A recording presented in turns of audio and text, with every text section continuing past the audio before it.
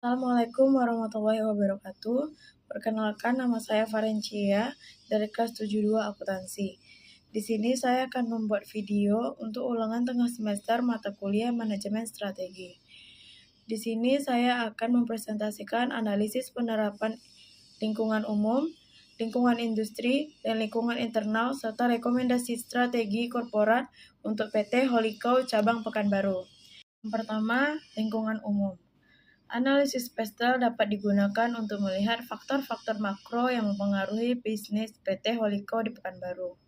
Faktor pertama ada faktor politik, yaitu kebijakan pemerintah daerah Pekanbaru dalam mendukung sektor kuliner dan pariwisata, regulasi terkait keamanan pangan dan izin usaha yang harus dipatuhi, kebijakan perpajakan yang berlaku untuk sektor F&B.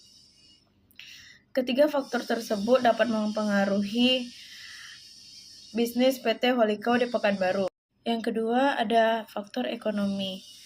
Tingkat daya beli masyarakat menengah ke atas merupakan target pasar utama untuk PT Holikau di Pekanbaru. Dan juga tekanan inflasi yang dapat mempengaruhi harga bahan baku seperti daging sapi impor. Faktor ketiga yaitu sosial. Gaya hidup masyarakat urban di Pekanbaru yang semakin menggemari restoran steak premium dengan pengalaman makan yang unik merupakan salah satu faktor PT Holikau dapat berkembang di Pekanbaru.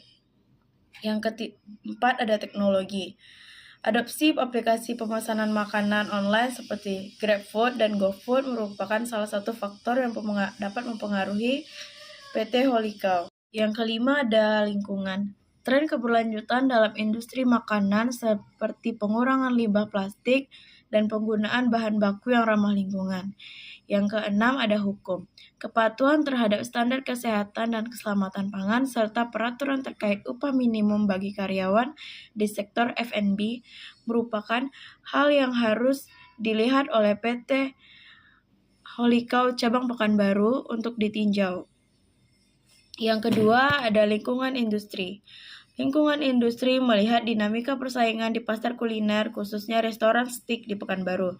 Untuk menganalisisnya, kita dapat menggunakan Porter's Five Force. Yang pertama itu, ancaman pendatang baru. Investasi yang awal tinggi dan membutuhkan akan lokasi strategis dan menjadi hambatan bagi pendatang baru. Yang kedua ada brand awareness. Merek yang sudah dikenal seperti Holikau memiliki keunggulan dalam hal loyalitas pelanggan. Yang kedua ada kekuatan pemasok.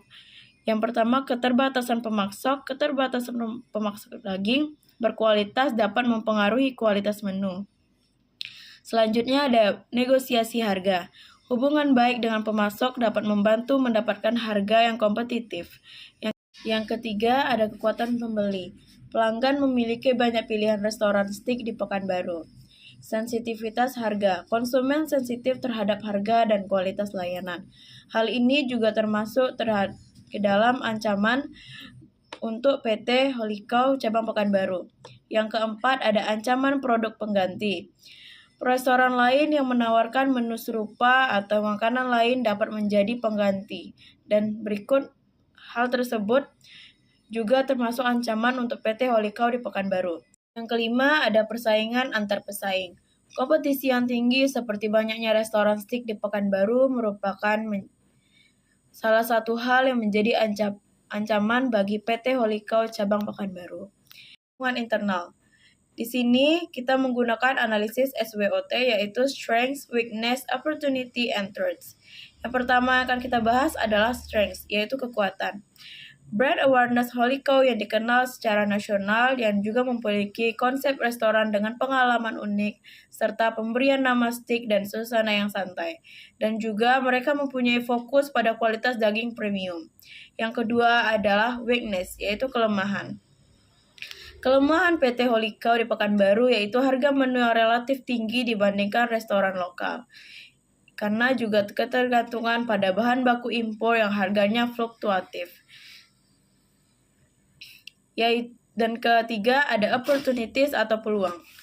peningkatan minat masyarakat Pekanbaru pada restoran steak premium, pertambahan layanan pengantaran makanan online, kemitraan dan penyediaan acara lokal untuk catering atau kolaborasi merupakan salah satu peluang PT Holy Cow untuk berkembang di Pekanbaru. Yang terakhir adalah threats, yaitu ancaman. Ancaman yang dihadapi oleh PT Holy Cow adalah ketatnya persaingan di pasar F&B lokal.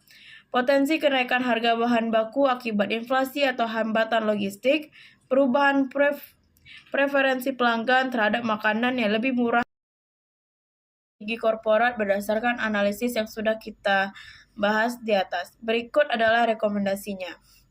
Yang pertama itu adalah strategi diferensiasi produk, yaitu PT Holy Cow harus mengembangkan variasi menu untuk menarik berbagai segmen pasar, termasuk pilihan sehat dan lokal. Yang kedua, ada kemitraan dengan platform pengiriman. Bermitra dengan layanan pengiriman makanan online untuk meningkatkan jangkauan pasar dan penjual juga termasuk ke dalam strategi untuk PT Holy Cow cabang Pekanbaru. Yang ketiga, ada promosi dan pemasaran digital. Meningkatkan kehadiran media sosial dan platform media digital untuk menarik konsumen muda. Yang keempat, loyalitas pelanggan. Menerapkan program loyalitas untuk meningkatkan referensi pelanggan dan frekuensi kunjungan, seperti memberikan diskon kepada pelanggan. Dan yang terakhir ada inisiatif ramah lingkungan, mengadopsi praktik bisnis yang ramah lingkungan seperti pengurangan limbah dan penggunaan bahan baku lokal untuk menarik konsumen yang peduli terhadap lingkungan. Baiklah, sekian presentasi saya tentang analisis lingkungan umum, lingkungan industri, dan lingkungan internal, serta rekomendasi strategi korporat untuk PT Holy Cow cabang Pekanbaru. Mohon maaf jika ada kekurangan. Wabillahi taufiq wal hidayah.